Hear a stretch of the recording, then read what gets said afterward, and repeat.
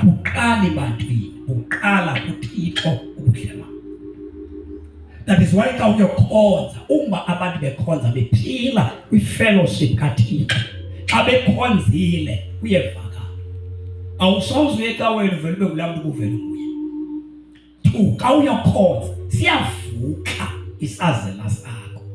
Awuye enkundleni ukuyuthabela kwi-fellowship yabantu abane-fellowship noThixo. Bantu bangaba ne-fellowship nodwa niqedana amandla.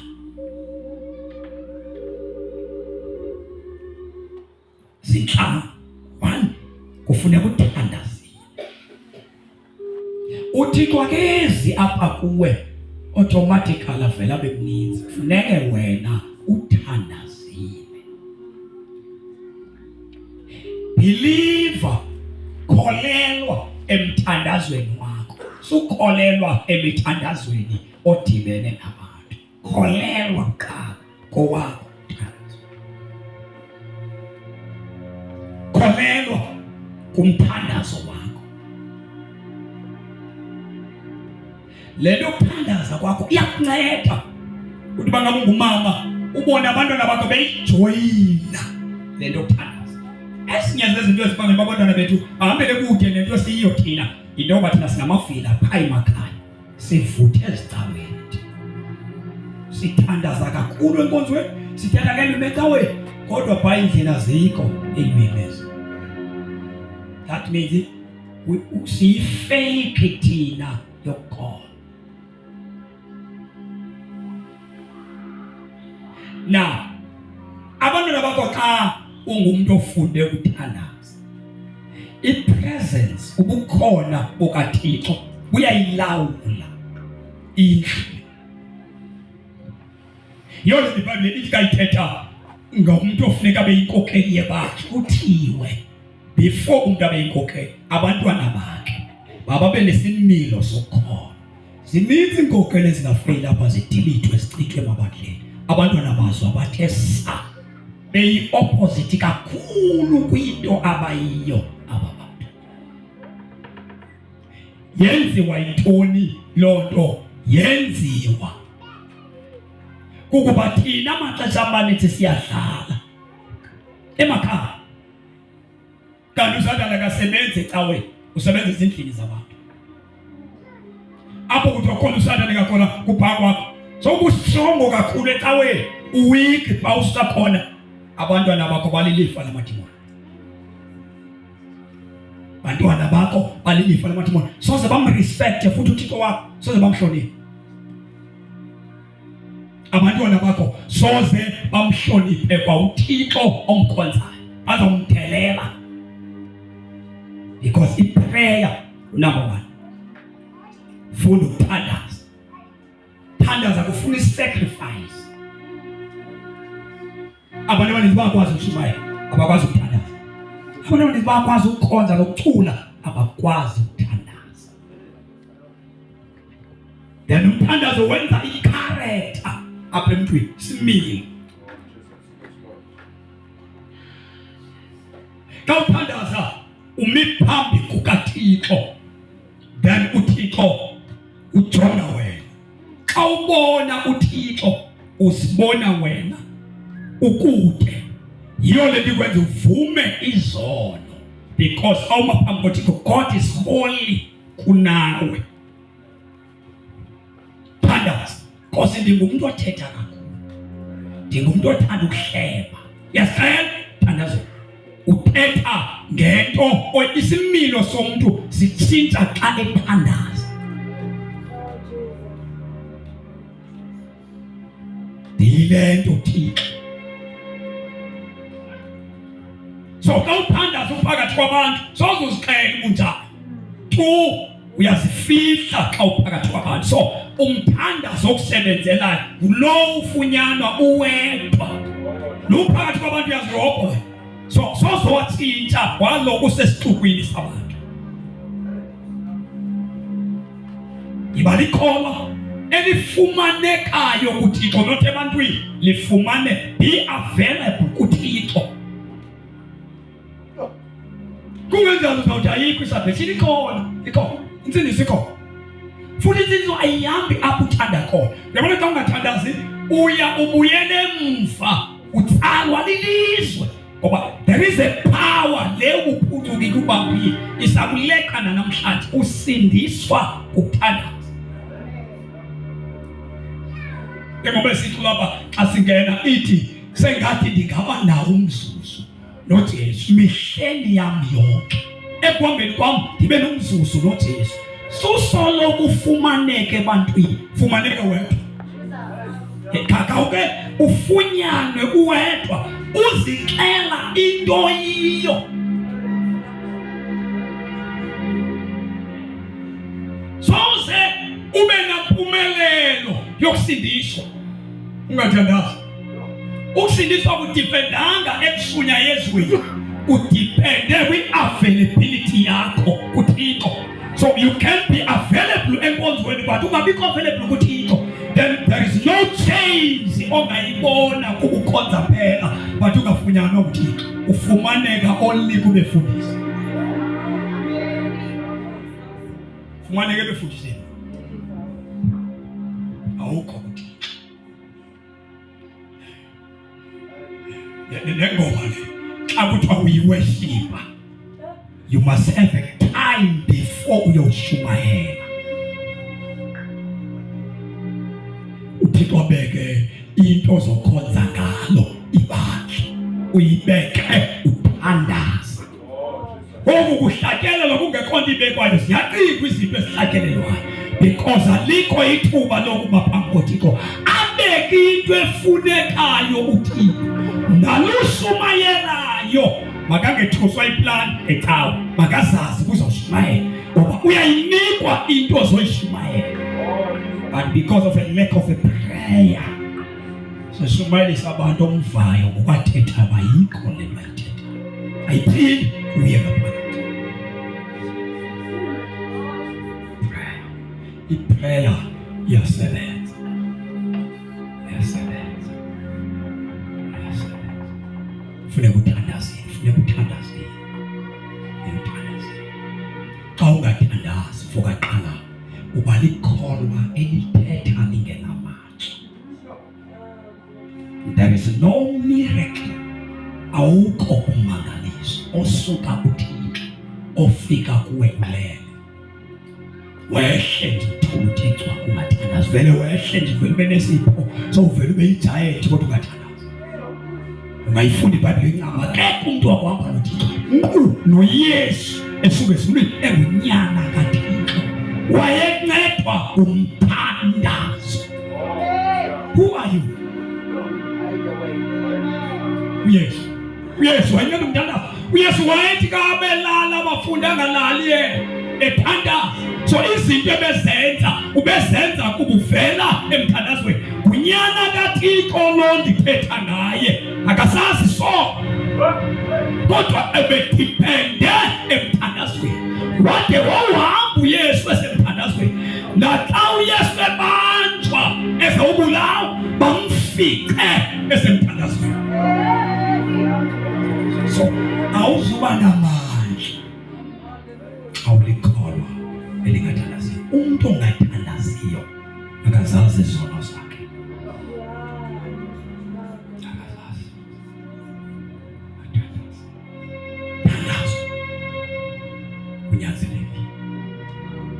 Go for it. What is that? Chapter 4, verse number 30, not 31. Kauleza. Yoki mishta yami ngozi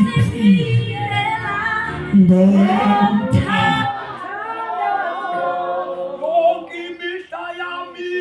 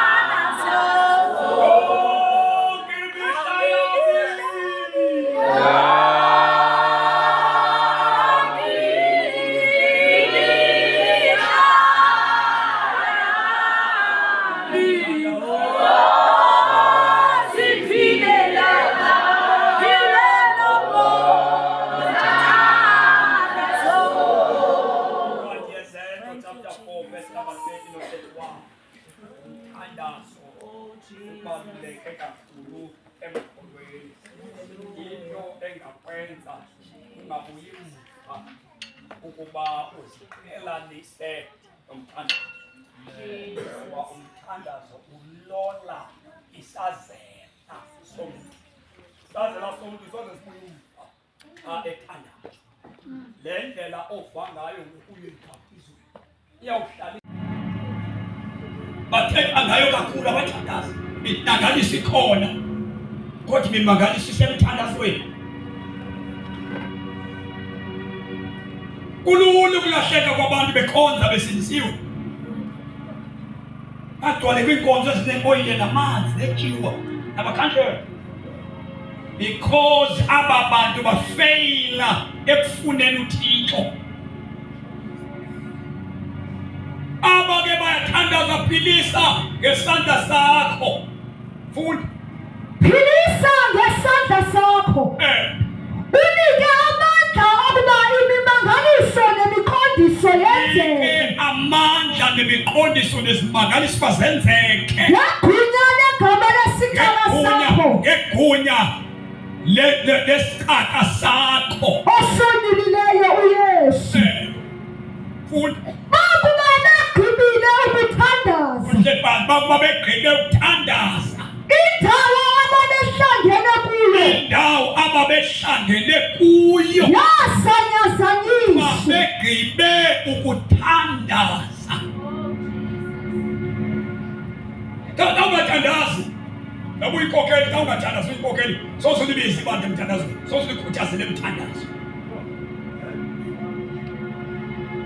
Ibandla ukuze libe effective, libe bukhali, ibandla livakale xa likhona endaweni, livakaliswa umthandazo.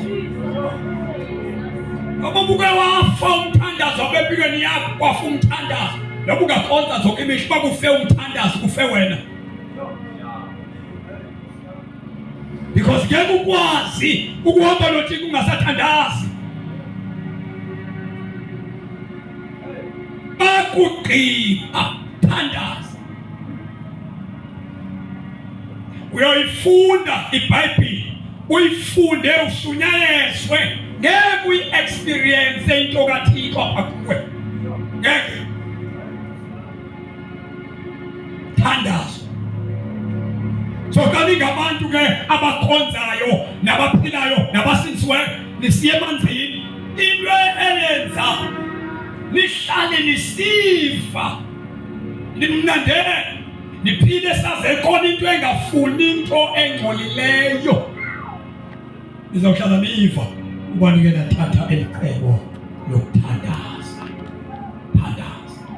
Bagqiba ukuthandaza yazanyazanyiswa indlu ababehleli kuyo. 55 kaIsaiah verse number 6.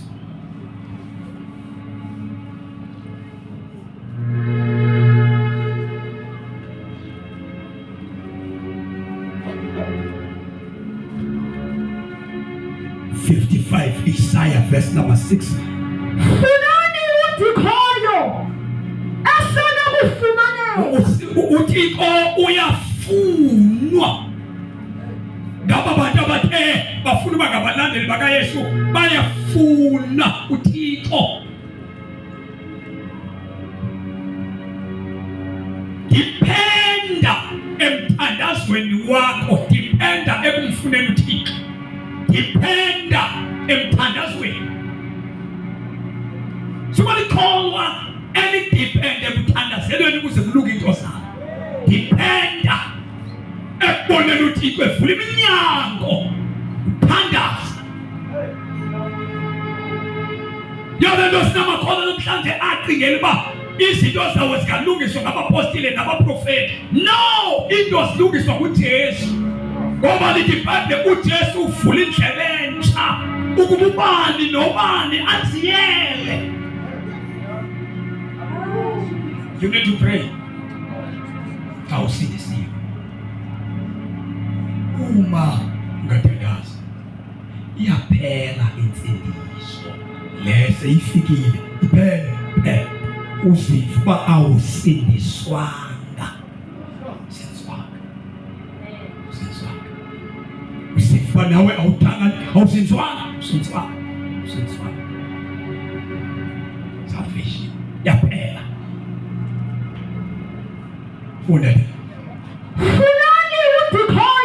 Funani undikhoyo esenokufumaneka.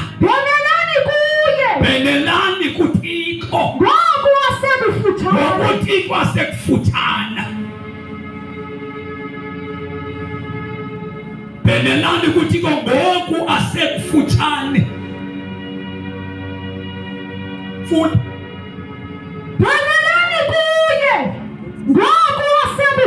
ngoku asekufutshane, bhenelani kuye.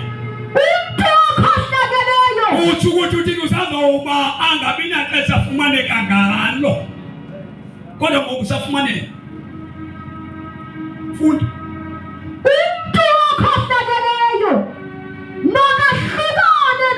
makahlukane nobubi.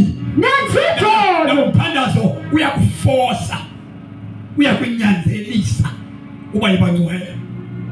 Thandazo uyakunyanzelisa uba xolela. Ngeke uthandazo ungaxolelanga.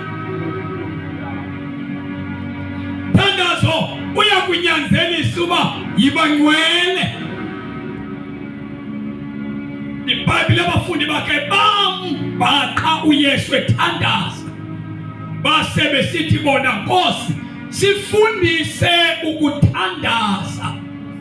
Wathi uYesu xa lithandaza ithanda, Bawethu osezulwini maliphathwe ngobungcwele igama lakho. Uthi othandazayo makabe ngcwele. Uba ngabe uqhubeka nokwenza izono awunalungelo lokuthandaza. Thandazo uyakufosa uba hlala uhlambulukile. Ngeke ngokubathola abantu abazothandaza bengahlambulukanga.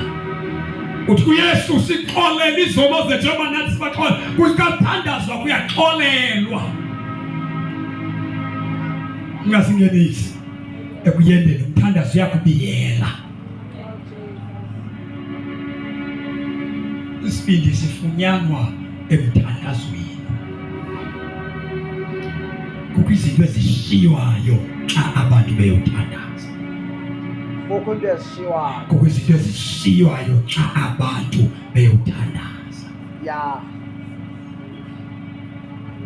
Kukho izinto ezilahleka abantu abathandazayo, zilahlwa kuthandaza. Kawufunda uchapter number 35 uGenesis wethu.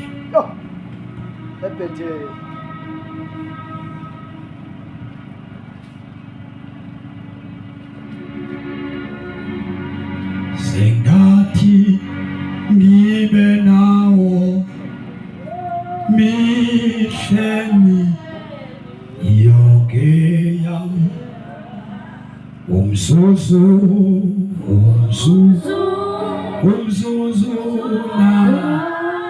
nayo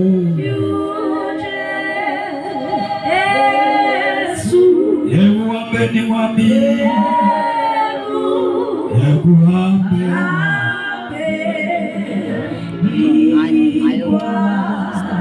sengathi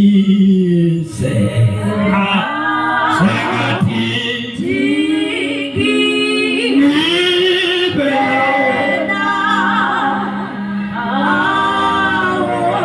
mihleni yonke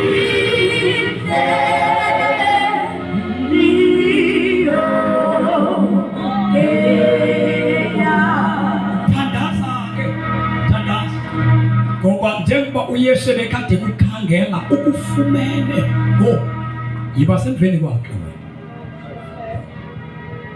funda khawuleza basemveni kwakhe Genesis chapter 35 verse number 1 yiba semveni akawuthandaza khona izinto ezishiyeka xa uthandaza azimfuni umshumayeli nje qha sifuna wena uyothandaza bonke abantu abangena awa emthandazweni abantu abadipele ekhonzisweni ngamabandla basenkingeni ukufa kwebandla kukufa kwabo uJesu makholwa akasenzelanga ifellowship yabazalwane kuphela wasenzela ifellowship noyise ukuze sithi ngenxa fellowship noyise sikhangela abanye abafellowship noyise sibe indimano kuba sifellowship noThixo.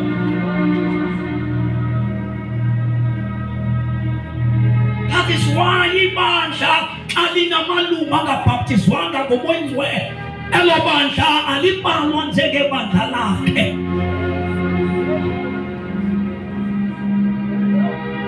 Ibandla elikhonza without Holy Spirit, this is not the church of God. Lifana neqembu lebhola.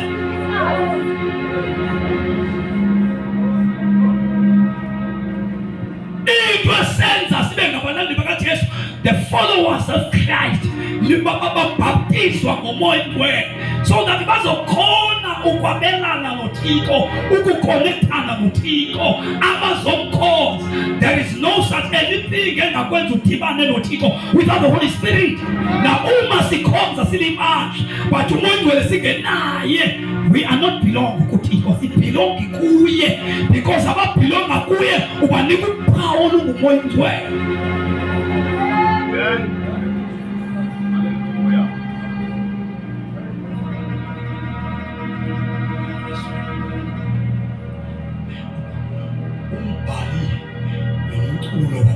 Uthi ndingenwe emoyeni wami,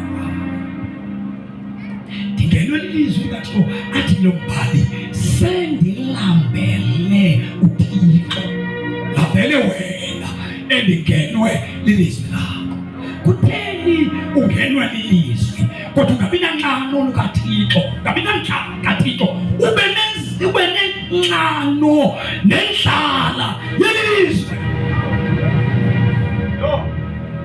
Yini lifikileyo kuwe esakukonekte nehlabathi? Yini le ikwenza uthanda ihlabathi kangaka? Ngendlela othanda ihlabathi ube nethobe ezingasindiswanga. Yini nibambene ngantoni nezwe? Because uma kufika uJesu singelwa ngumoya wakhe, the Spirit of Christ. Siyalwa the Spirit selilizwe, because uBhayibheli lithi elilizwe lileli konke ndawo. Yini le ethi sawusindiswe kodwa wenza ibusiness nabangakholwayo? Yini le ehlanganisa wena nabantu belilizwe?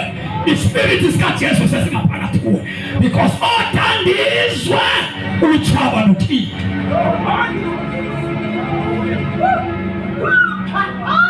So now you're baptized. So now you're baptized. Iphethe ukuthi wena unikele ubomi bakho ngokupheleleyo kuThixo. You belong kuThixo. You need to pray. Kawusindiswa udinga ke ngokuba uthandaze.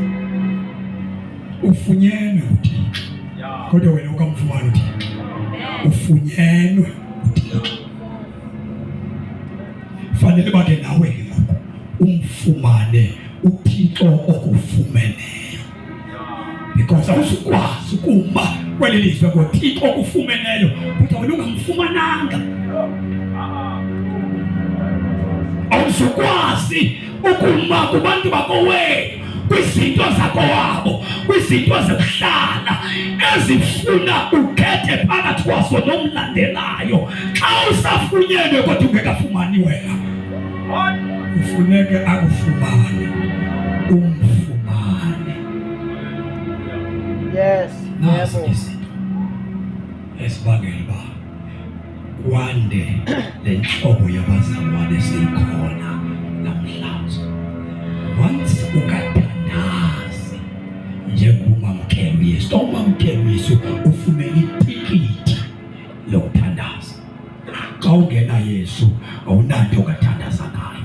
Xa unoYesu uthole izitikiti, awukahamba uthole itikiti, unetikiti loba ungahamba.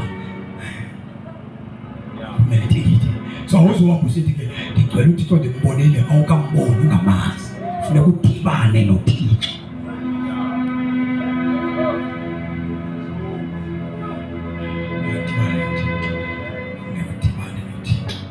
Khawuleza ntombazana, khawuleza. Khawuleza niye verse number 1, khawuleza. Wathi uThixo kuyako. Hamba ngoku. Uyokuhlala eBhetele. Uyohlala eBhetele. Usifike udenzele iqonga lamadini akho. Udenzele iqonga ledini kuthetha uThixo ethetha nomuntu osemhlabeni. Apho ndenzele eBhetele. Usifike udenzele iqonga lamadini akho. Ukuthi aba babini bengasekho budlelwane. Because le ndoda ibiphakathi kweThixo, kodwa noThixo usayikhumbula laa ndoda. Wayivele ngulaa Thixo. Because kube khona iminyaka, kube khona ixesha aba babini bengadibana. uYakobe eseka abafazi eqakelele naye uThixo. Wafika uThixo wadibana nale ndoda eBhetele, wasasisa phakathi koThixo bakhona. Wathi mina ndingulaa Thixo ngoba sekukhona amaThixo ahleli nabo. Wathi mina ndingulowa endake ndakubona eBhetele.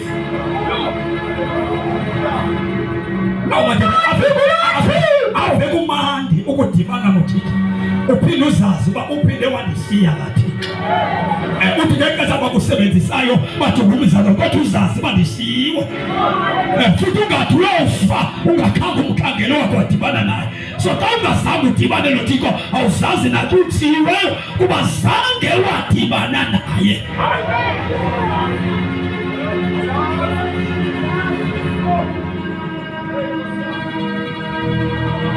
Yabona lilishwa le nto usindiswa. Usindiswe uhlale ngamakholwa, weneliswe ngamakholwa.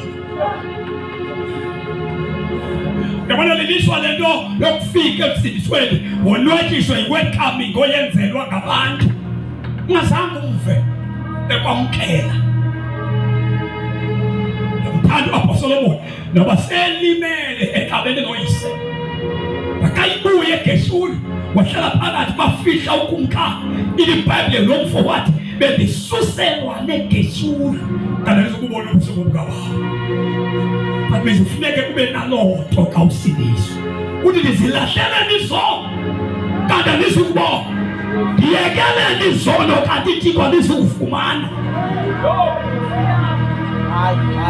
Dimanda uThixo umbize, kutheni Thixo nasiyizono? Ngani sendisiyizono kodwa ndakufumana? Vela Thixo.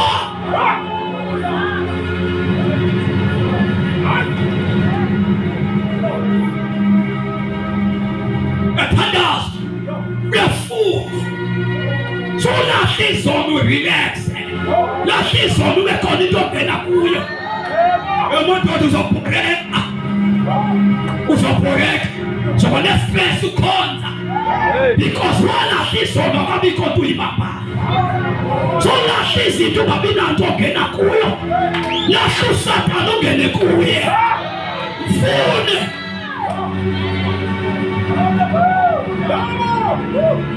Ngendlela ubune appetite yayo yeso yiba ne appetite yokufuna yena. Ngendlela ukhonza ngayo uSathane konke uJesu ngayo. Ngendlela ufumaneka ngayo kwizinto zelilizwe fumaneka kuThixo ngalandlela.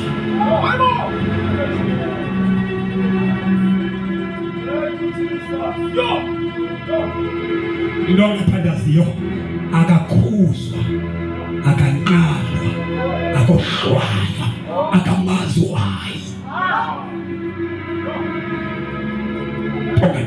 Ongathandaziyo ukhomo, ufalula, kubeka msinya. Umuntu ongathandaziyo akanakhareta, ngakwazi ukuhlala namuntu.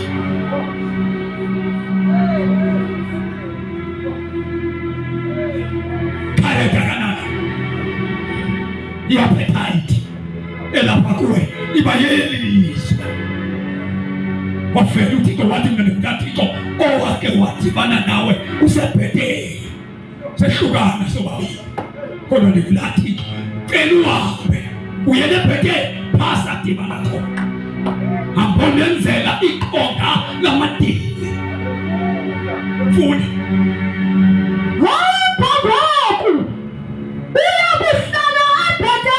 Behlale ebhedeni. Iqonga lamadini apho. Ndikulathiko. Wake wafela kuwe. Ubaleka usengxakini. Yafela.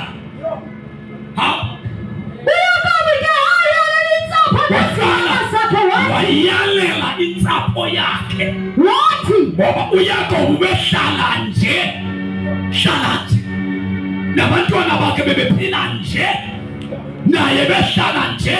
Kuphilwa ngokungahlambuluki.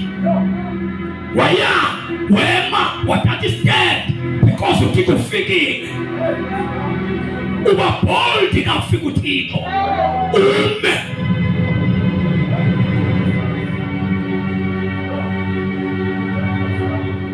Bayikaya kulisa abantwana bodadewethu.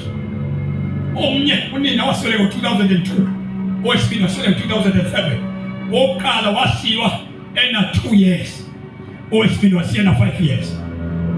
Angamadoda ufika ixesha lokweluswa, ndibabeka phansi ndithi xa niseluswa niza kweluswa ngohlobo. Uba nizivambele umalume wena konesente emdaka azoyikhupha. Angani bevile ufika ixesha lokweluka, umama usafile, umama uyakhonza usinzile. Badibana nomakhulu wabo, umakhulu wathamba wena cha senomzi wami.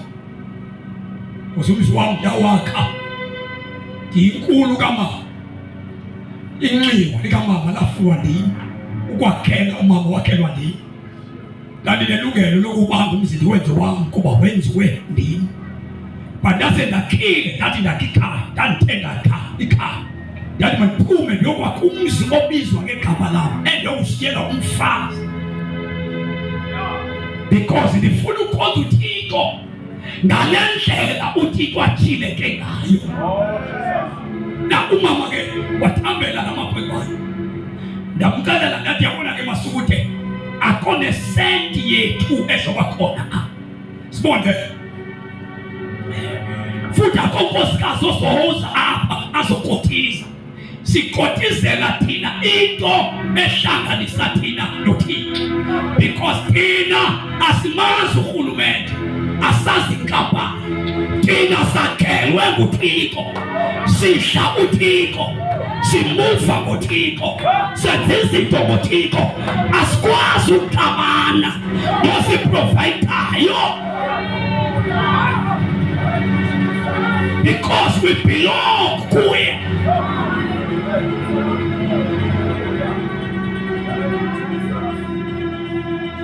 sisestatiwe njengabefundisi safika kwinkampani kwimashi sathi thina sibhilonga kuThixo. We don't need the benefits zobufundisi because we want to follow Christ. Singabangiswa lihlabathi.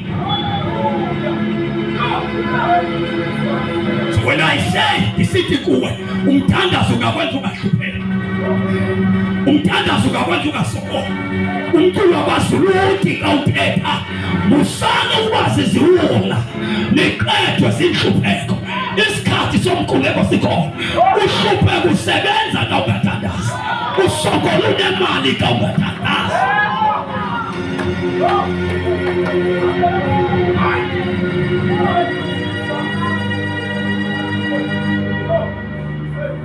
Wenza lonke umthandazo.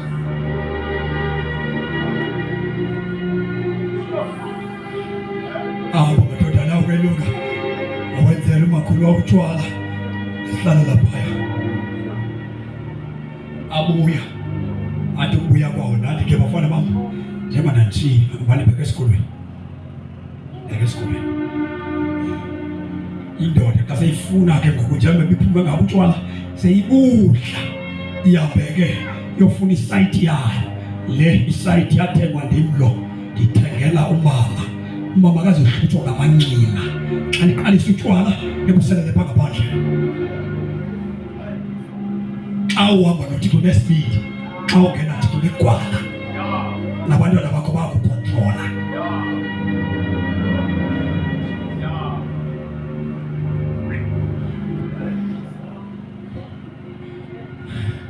Lo madoda layo ayaphangela eWestern Cape, akaseni utshwala abukho mayikhaya.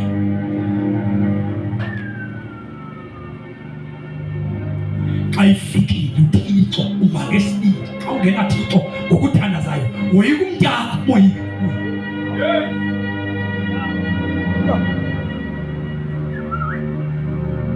Khawuleza.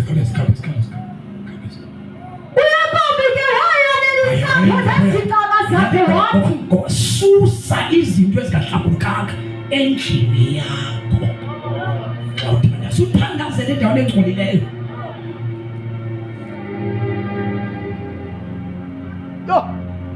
Uthandazele endaweni engcolileyo. Uqikele ukuthi uzawuza kule ndawo engcolileyo. Hlambuluka. Amakholwa njengeyiminaba eba nogesi atswebe ugesi athandaze kuthandazeke. Kodwa isigubhu singozilo no-20 uyasindiseka kwanamhlanje ethenga ilayisensi engena kubhizinesi ngokunyoba enza yonke into eacorrupt amakhono. Soze ungabucorrupt ungathandazi soze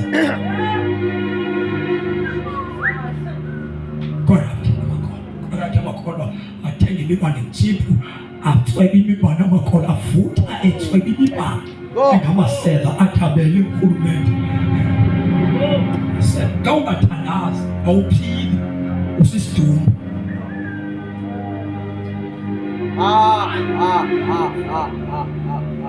Basisidumbu ilayisensi awusoze uyidrayive uyaphatha imali yonyoba. Njengoba ilizwe licorrupt nje ucorrupt indawo ngokuthandaza lizawulunga. Soze lilunge lithandazelo ngamagitsa ilizwe. Amagitsa akathandazelana elinye lithanda theka kawukela ijobo kawukela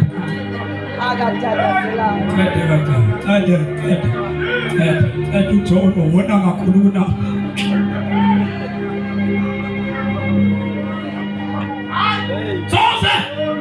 soze tu aba bantu bahamba inkonzo bathandazayo becorrupt. Izinto ezenziwa ngumhlaba nabo baphakathi kuzo.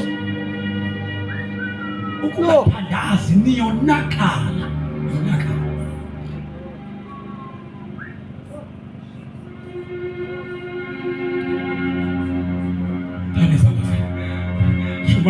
Shumani hamasdele eThekwini hlaba emzini waloko nothi 22 rand awuthi uhambe.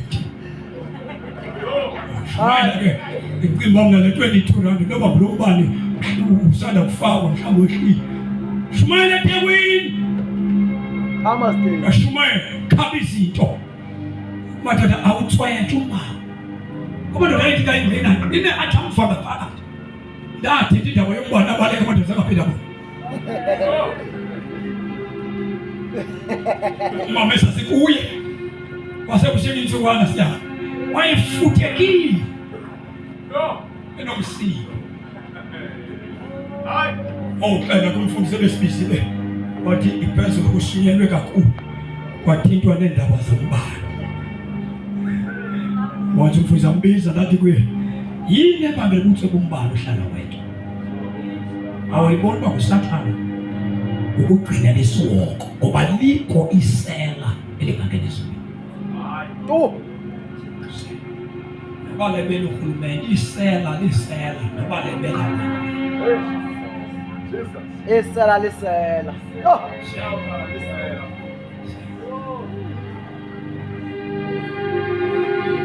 alikho ibandla elinganamakholwa abizimeleyo amakholwa engekho emthandazweni funa noma usithandaze njengebhadi libhadula ukufuna ukutoba iyafuna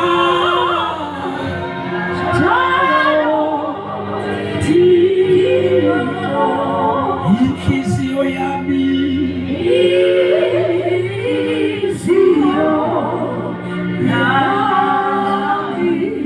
iyafuna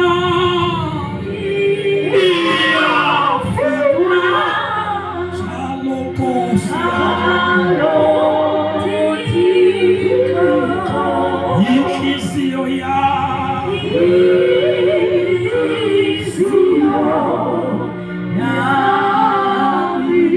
Sifunda lencwadi kaLuka chapter 9 verse 23 khawuleza sigqibele ukuyifunda ntombazana nafuneka ke sazi uba xa kuthandazwa siyavunywa isono kuyahlanjulukwa ziyasiwa izinto ezingavumelekanga uba zingene eqongeni xa kuyonikelwa kuThixo funda ntombi uyatombi ke wayalela intsapho nezixaka zakhe wathi yahlukanani noothixo basemzini yekani oothixo basemzini abaphakathi kwenu nihlambuluke nitsho nihlambuluke ninxibe mpahla le zimbi ngoba sibheke emanzini nje ihlambuluke ibalulekile Ninxibe impahla khulula umntu hlambuluke nitsho xa senihlambulukile nempahla le eniyinxiba itshintshe ninganxibi njengehlabathi wathi wena hlambulukani awukwazi ukuthi ungcwele kodwa indlela esikubuka ngayo thina sibone lizwe nomuntu ombi ongalumkisa abantwana bakho hambelani kuthi omba funda ninxibe mpahla zimbi ibe mpahla zimbi sizokumka apha sizawuhamba apha sifudukele ebhetele sibheke bheke apha nje kumisa khona iqonga afike lamadini limisa iqonga lamadini lothixo wandikhululayo engxakini owandikhulula ndisengxakini nobesoloko nami naphi na aphathileyo ubekho njengoba ndinqule ezi zithixo nje ekujongile sizawuhamba kodwa before sihambe abalapho uthixo mabasaba ukungahlambuluki makube lapho God is holy God is holy. uthixo ungcwele Ewe kaloku. ayikho enye indlela ongamchaza ngayo ungcwele uPetro uthi ibani ingcwele kuba uthixo ungcwele nezibhalo ziyatsho zithi uthixo ungcwele bonke abanqula igama lakhe mababengcwele bathina bantu uthetha yalabantu hlukanani noThixo basemzini zihlambulule nibani impahla ziphi. Yebo akuthandiswa umuntu njengoba nivele manje nje funeke nikhuzwe niyalwe ninqamwe niboniswe futhi basikhupha ke izithiko zasemzini. Bakhupha isithiko basikhupha isithiko sasemzini. Basinikwe abantu kunye nabacici Kanye babafakile. kanye kusiyekile siphila sisesithikweni bamnika bakhupha amacici ebebewafakile bamnika. So akekho umuntu ongathi ebheka usimakade ethandaza angaqhwiswa kaqhwiswa. Njengoba sibheke emanzini nje sithile apha babheke emanzini amacici abangeni nawo. Xa ungenwa emacicini asimlindelanga umuntu osimbhabhisileyo athi kokubhabhisa aphinda abonakale emacicini akhe. Yo. Uba ngaba uyawathanda amacici akho lungame ubhaptizo kuba lento siyokwenza ufuneke ube ngulo muntu uThixo wayekwenze kuwo ungazenzi eyakho into. Yona uthukukile uthukukile awunothi ukukukile sikubone ufake inzipho ezibovu uthe ukukukile Hayi. wawuphume kumama wakho ungenazo. Ingathi uyikati. Yo. Zonke ezi zinto ziyekwe ezicaweni ziyekwa kube inhlambuluko ayikho. Inhlambuluko ayikho.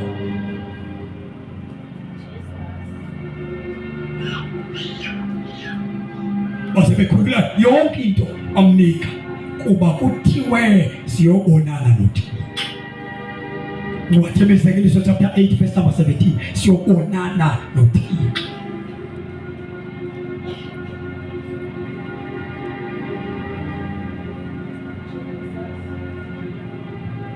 Welizayo welizayo welizayo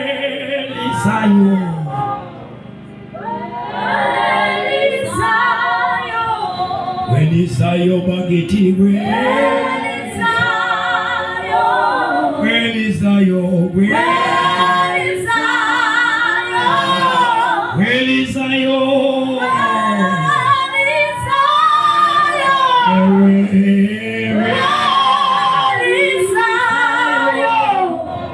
welizayo bagithi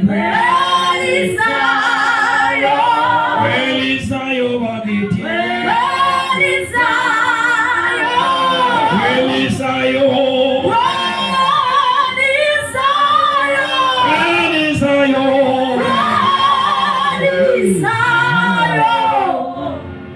Yo.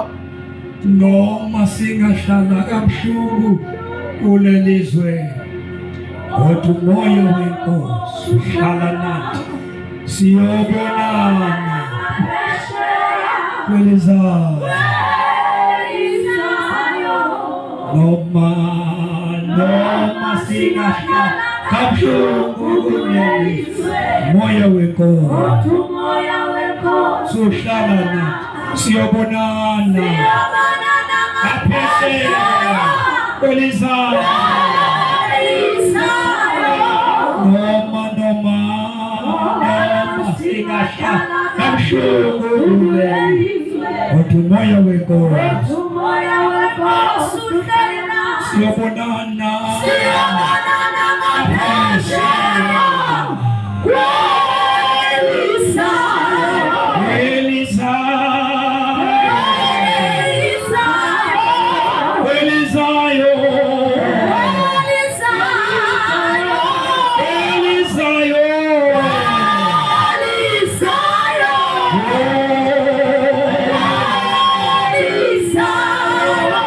izinto zincamayo uzincama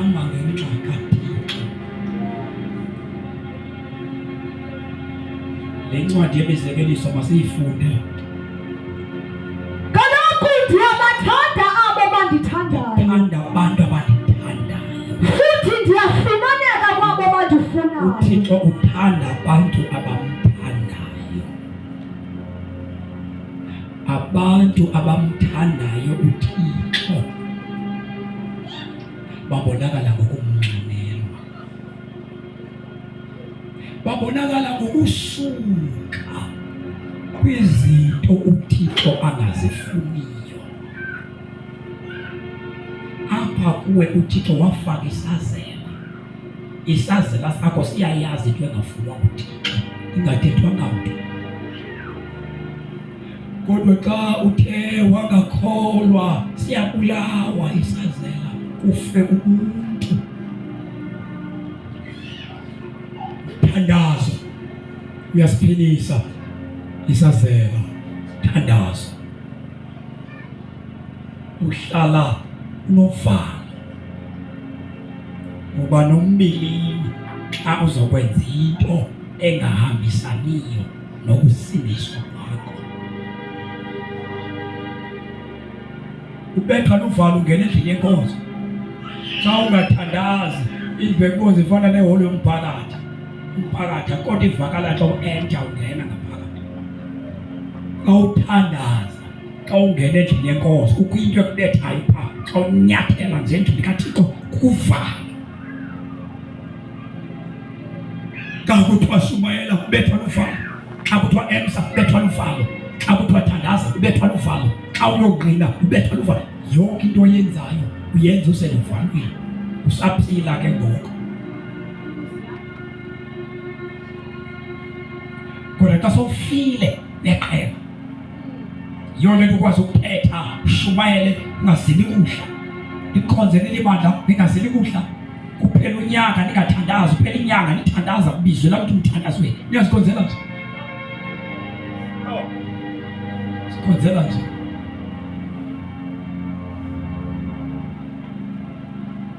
Niyaziphilela, niyaziphilela, niyaziphilela. Phaa endlini singabana bebethandaza endwaza nanazi phaa endlini bekunxitywa ifayibha, kunxitywa yonke into phaa endlini. 2013 sise-Underberg nonkosikazi eqala ukungena kwezi zinto zingena. Ndathi hayi maqhubeka, ndathi hayi maqhubeka, ndamyeka ndabheka kulo. Kwafuna omnye umama efuna ukubuza ngezi zinto azenzileyo, ezibuzela yena, wathelela wabonisa umoya ngezi zinto azinxibileyo, wakhala ebusuku naphaphama ekhala. Inyeke into xa kukhala umntu esicinga ngayo igama likaYesu, sikhalimele ukufa, ukudliwa kokufa. Kanti namhlanje ufikele kwasezulwini ekhuza, emqanda, embonisa ingozi yale nto. Wayibalisa waphinde wehluleka. Kodwa apha kulo nyaka uphelileyo kuthanda phaya si-introducer ukuzila ukudla nabantwana. Phaa kwam 2 weeks yomthandazo wokuzila ukudla kusukela nge-5 kaJanuwari. Before abantwana babheke esikoleni funeke bengadlanga for 2 weeks. Kufunwa ubuso bukaThixo okhonzwa nguyise nonina ukuze sakubhubha bangabi into yokuhlekisa. Uzoba linxiwa umzi wakho nje kukhele sikangaka nje. Mhla wafa wena uzoba sisirhoxo. Kuzothiwa wakho usindisiwe apha. Kuthethwa kungamanxilodwa kuyindawo. Nje kukhele sikangaka nje uzoba lenxiwa. Traina abantwana ukuthandaza.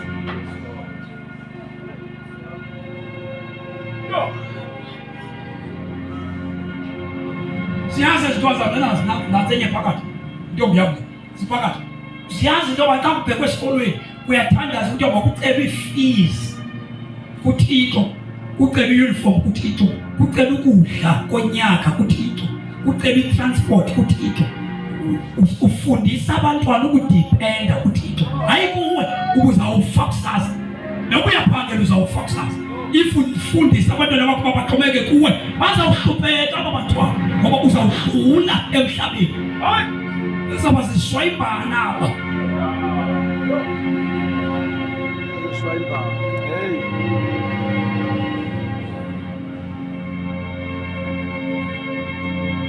Na kuyafunwa kuThixo, ndiyabathanda abandithandayo. Wafikela bona bonke uThixo. Ndihamba imoto ndihamba ndotheketha ndihleka kulila lo unkosikazi eliliswa yinto emfikileyo. Qhawula yonke into, qhawula yonke into. Le nto baza lenza intloko, yenza intloko. Efikile because awunothandaza. Nezinto suziyeka kuba abantu besitsho thandaza. So that ube ne-revelation yale nto oyiyekayo.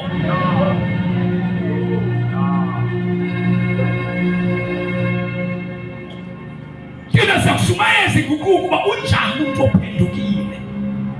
Fanele abe njani.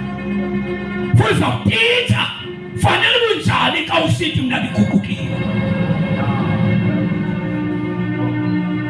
Because umfundi kaYesu kuthiwa makazincame azithathe ngoba kabalulekanga yena. Nezinto ebesithanda makaziyeke athande izinto zalumlandelayo. So ngekwazi ke ukuziyeka izinto zeliniswe ungekancami wena. Abantu abaninzi ke bavele bayeka izinyanya besehlulwa ngabo. Yabona ndiyakukhuthaza uba suziyeka izinyanya zakoni ungekalungi. Ngoba noba ungaziyeka izinyanya ubheke ekufeni xa ungalunganga. Sizizathu ezibangela uba usindise iminyaka kodwa ifemeli yakho ingazi ifuni insindiso futhi babhubhe bonke bengayifuni isalvation. Andithi wena uvele kuno wangafuni izinyanya bengekayiboni ikharacter yakho. Ingxaki yakho wena ungxamele izinyanya kodwa ukalungi.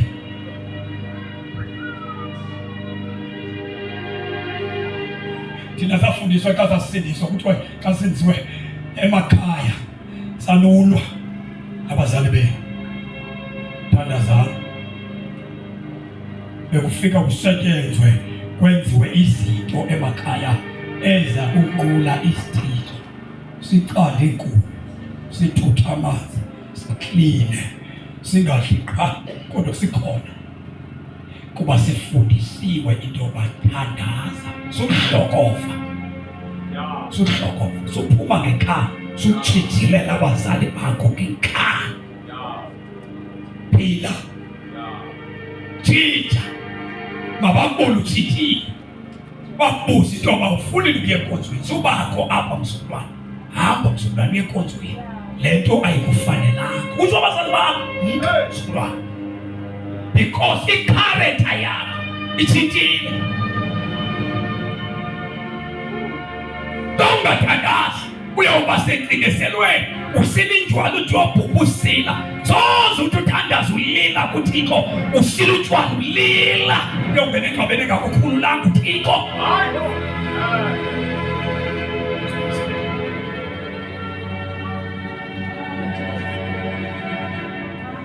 Sisemthandazweni uyafunwa ke uThixo. uThixo uyafumaneka. Funa ndiyamthanda ondithandayo. Kaloku ndiyabathanda abo bandithandayo futhi ndiyafumaneka kwabo bandifunayo. Ndiyafumaneka kwabandifunayo. Abantu abandifunayo ndiyafumaneka. Ndifumaneka kwabandifunayo.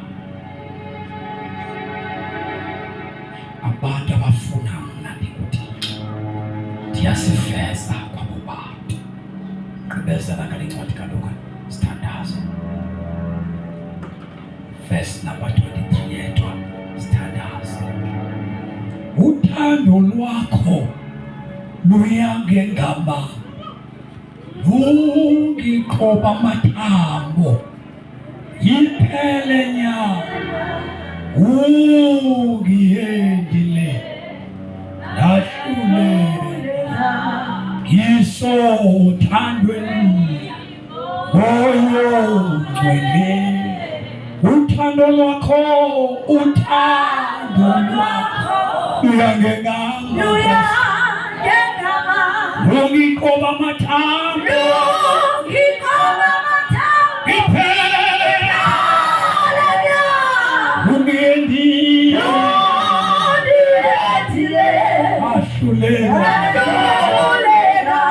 Isothandweni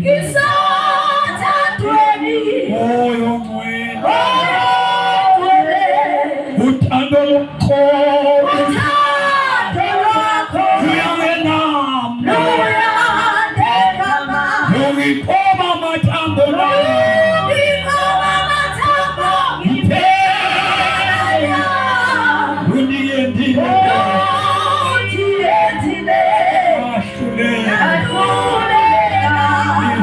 Isothandweni moyo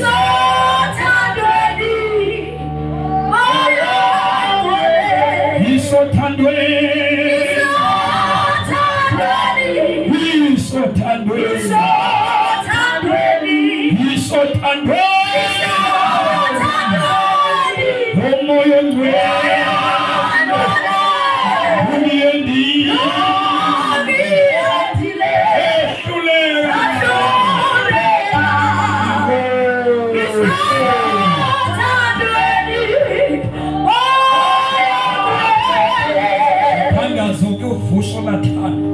thandazo wenza umthande uThixo kuzoba lula ukusuka kwizinto zonke uThixo angazifuni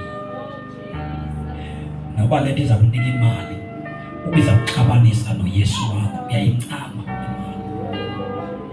yo ngeke uhlupheke uba uthemba uThixo yakusokole yakusihlupheke tu ukwazama ukuba uThixo wathembeka uThixo sozusokole kwawena soze sozihlupheke ufaithful kuThixo funeka ke wazi ngoba xa ungathandazi yaphela le ndlela omthanda ngayo uThixo baninzi abantu namhlanje abakhonza emabandleni bekhonza basindiswe ngamagama kama jongi prayer yabo yafa kudala ungena ezintweni ezimbi ndithetha kuphangela khona xa ungathandazi ninzi izinto ongena kuzo wa-involve kwi-corruption because iprayer inohayi iprayer yalumkisa uThixo uziveza kuwe xa uthandaza the way ukufuna ngayo uThixo uzoba noThixo ngakho intetha omnika lolu Thixo lentetha uzoba le ndlela omthandaza ngayo kunentetha encinci noThixo sosube noThixo omkhulu ungathandaza soze ungathi ngomlomo uthi noThixo omkhulu sosube nayo experience kaThixo unayo ungathandaza until you pray uzofumana uThixo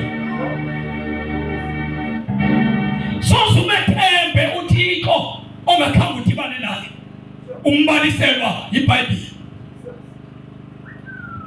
sosume thembe uThixo obaliselwe ngaye yiBhayibheli wena ungenayo experience yakhe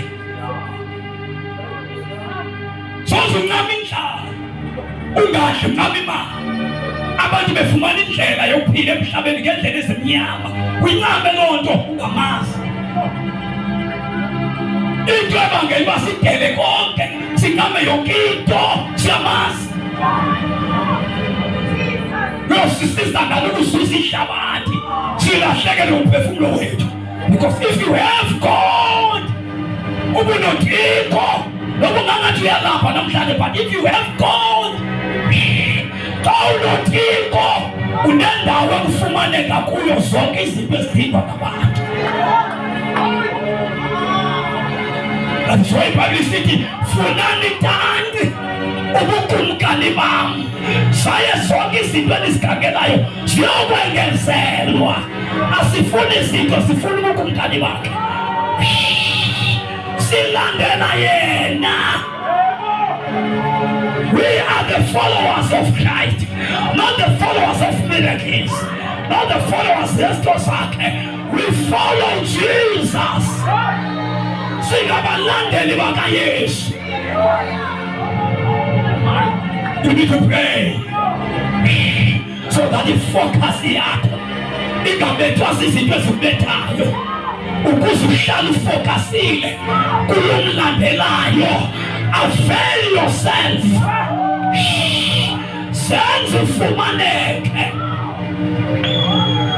Zininzi into eziphazamisa nasemsebenzini, sikhona into eziphazamisa, kodwa ukuze uhlale ufocused, uthetha uphangela, wathatha i-hour, wahlala naye, wancokola naye, wamkela iimeko zakho zonke, wathi Thixo hamba nam.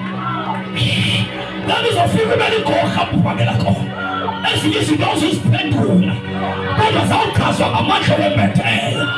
Ushandela makasanda xa unophambi koThixo uyancetyiswa, uyancetyiswa xa uthandaza, uyancetyiswa. Yabona into ebangela uba abantu banamhlanje badifose kangaka, abafazi abathandaza namadoda athathileyo akathandazi. So xa ningathandazi niyahlasela, because uSathane ayihlasela ibandla funeka achithe imithatho. uSathane ayihlasela ibandla funeka achithe imithatho. Imithatho funeka ingaphili, because alikho ibandla elingaphila imithatho ifile. There is no community engaba right imithatho ingekho right.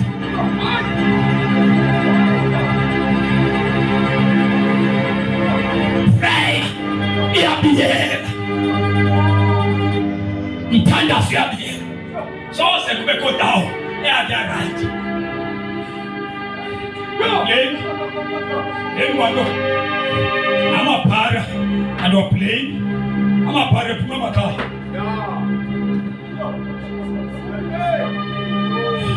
Uba amakhaya ayaphila azoba nabantwana abaphilayo, kodwa uba amakhaya akaphili azoba nabantwana abangaphilayo, because umuntu wenziwe ekhaya, umuntu uphile ekhaya, umuntu wakhiwe ekhaya. So uSathane into ayenzayo ulwa nefamily, ngoba uyamazi uThixo uba ifamily yona ikhonzile ngaphezu kwecawa. Abantu abangoye icawe bengayihoyanga imizi yabo balahlekiswe ngamadimoni. Yenza izulu lakho libe likhaya lakho. Subenza inkonzo ibe namandla kunomzi wakho.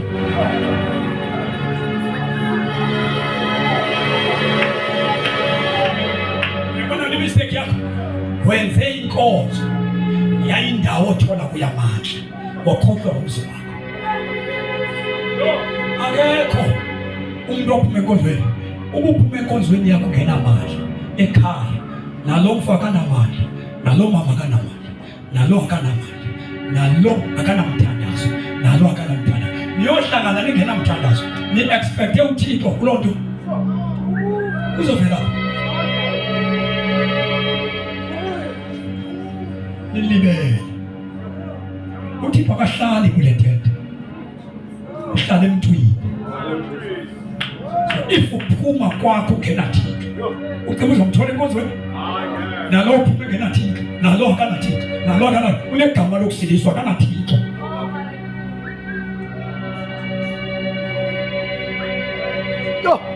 Ngendlela ungakhathali ngayo, ongenamthandazo ngayo, kule ndawo uhleli kuyo ube nomthandazo enkonzweni ngamadimoni la.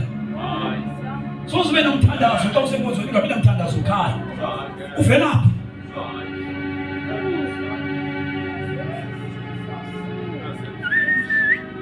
Yo! Uvelaphi? Uzovelaphi umthandazo ongekhoyo apho usuka khona? Because eyona ndawo uyibhustayo ayonkonzo, funeka ubhustwe yile ndawo uhlala kuyo. uSathane ugwethe izinto uYesu wasenza ukuba sibe ngamazulwana ahambe emhlabeni. Njengoba ndikhonza nje andikhonzi ngoba sekufike enkonzweni. Funeka ndibe yinkonzo ndidrayive imoto yam. Ehlutiko ndiqhuba imoto yam. Kukho isikhathi sobathandaza kucinga. Thandaze. Ndingayazi into endiyithandazela. Ndithi ndisathandaza hamba 10 kilometers ndihlangane nengozi. Athi uThixo ndithandaza hlisa ispeed kule moto yakho because asihambi noThixo senkonzweni. Hayi uhlala kuthi ngaphakathi. Uhlala ngaphakathi. uThixo ngosecaweni ngowakho. Umuva naye uphangela naye. Ulala naye, uhlakula naye, usebenza naye. Yona nto singaphakathiyo alikho ithuba esingafunyanwa ngamadimoni sisodwa.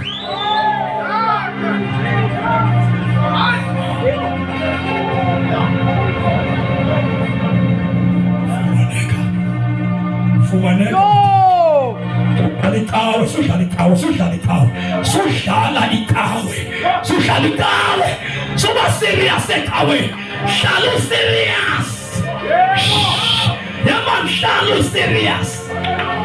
Suba kumuntu osekawe hlala serious. Sabeke yawuthandaza. Father mehlo wethu sonke.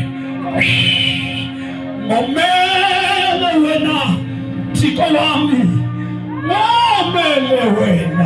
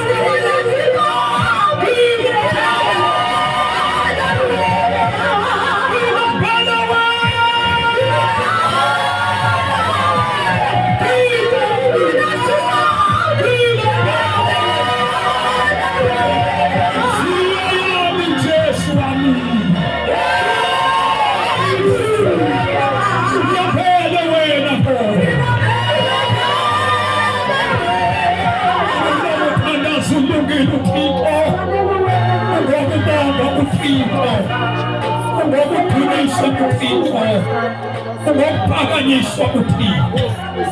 Akekho nkosi njengawe. Akekho nkosi ofana nawe. Wase waluka. Wase Thixo waluka. Waluka Simakape. Waluka ndoda yempilo. Waluka Simakape. Wase waluka Jehova Pilato. Waluka Simakape sesulu. Father, we thank you. We glorify your name. Thank you, Lord. She's so yet in the ngalo wena umphefumulo. Ewe lowo waziwayo ngophilileyo. Sinike inhliziyo yokufuna. Sinike Nkosi inhliziyo yokufuna wena. Thixo wasesibili. We thank you, Lord. Siyabulela Thixo wami. Siyabulela wethu. Siyabulela. Siyabulela. Siyabulela Thixo wasesibili.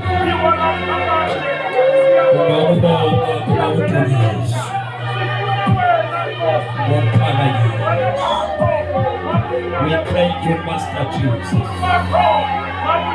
We glorify you.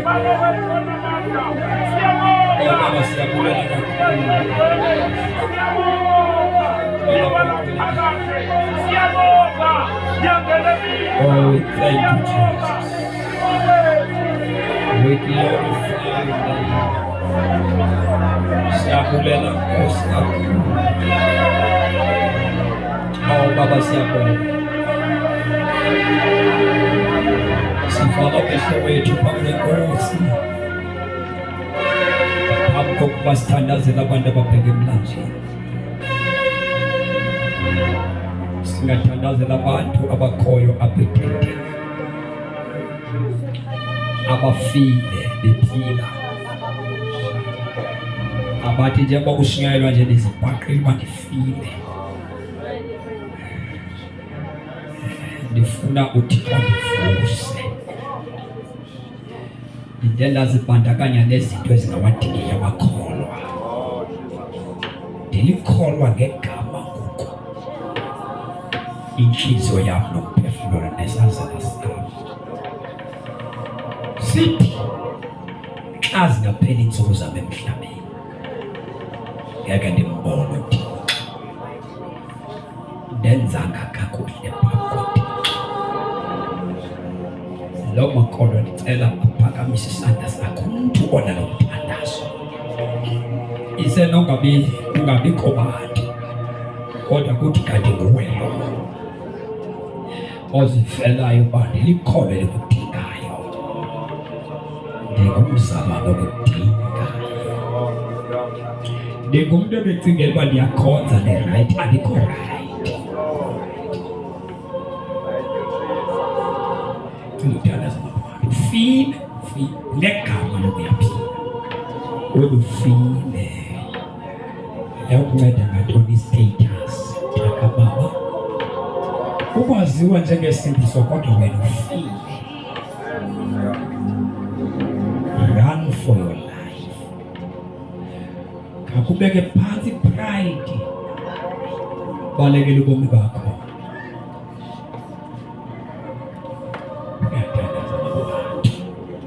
Phela labo bantu namhlanje abazivelayo into bathi lichanekile. Phakamise isandla sakho kule ndawo kuyo. Usuke phakathi kwabantu zabangaphambili. Phela nje uzenzela iceba bayeka abantu. Inkonzo nayo i-right. Kufe wena. Kufe wena. Wawuzugqibele ukhonza ungumzalwane uphila. Ufile kodwa.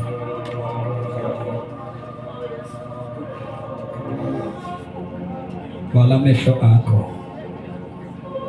Laba baye emlanjeni beze sibabeke isandla emveni kwaba.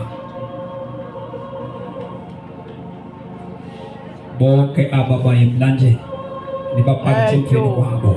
Noba ulapha ngaphambili busawusile emlanjeni ungamsasuka apha ngaphambili. Phakamiseni izandla zethu.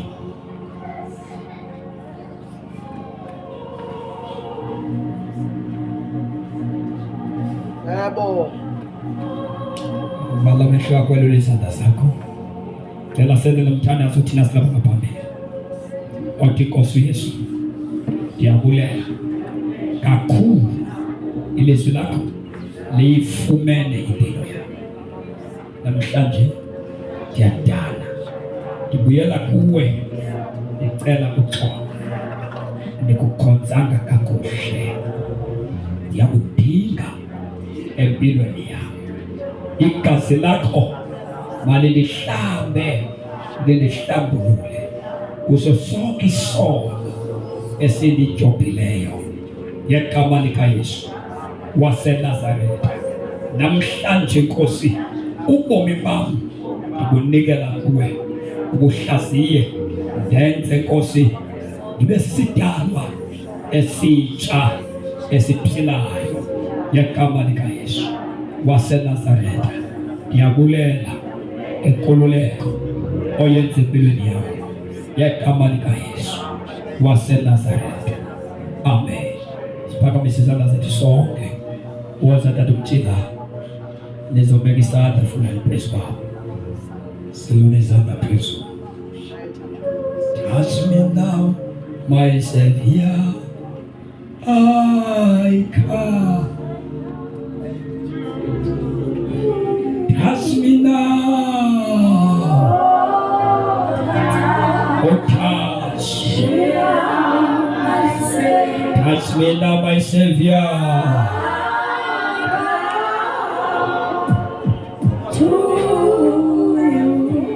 Touch me now, oh touch me now. Baby, son, don't shut up. Touch me now, I come. Touch me now, oh touch me now. Touch me now, I come. Touch me now, oh touch me now. Touch me now, my Savior, I come. Touch me now, my Savior, oh touch me now. Touch me now, my Savior, I come. Phakamisa izandla zakho, phakamisha kwakho sibonge Nkosi sonke bawusiyabulela kakhulu kutya kwalapha Nkosi uThixo nathi. We thank you, Master Jesus, Yesu lakho. Sibulele Nkosi ukuthembeka kwakho, sibulele ukunyaniseka kwakho. Baba wethu Nkosi esulwini senkosi, fihla ke Nkosi abantwana bakho, ubeka nathi Nkosi kulo mthandazo. Iveki yonke abantwana bakho benaba kuso besuka ngapha nangapha besiza kwelicala, siyathandaza Thixo wakho, sithandazela Nkosi bathwale, sithandazela ubuthwale apha sebefikile, sithandazela ukuhambela izindlu zabo, uhambele bona Baba wethu onamandla. Siyabonga athi udumo egameni lenkosi ethu Yesu. Thank you Lord. Thatha uqala bese ngaphambili azosithandazela ekuseni ngo-5 bonke abantu abayimlanjeni sibabone, sizothandazalana sonke ekuseni. Ithuba lenhlambuluko siyalivula kuze abafuna uncedwa ngenhlambuluko. Ungalindi ukuhlambuluka phezu komlambo, ukuhlanjulukwa ngoku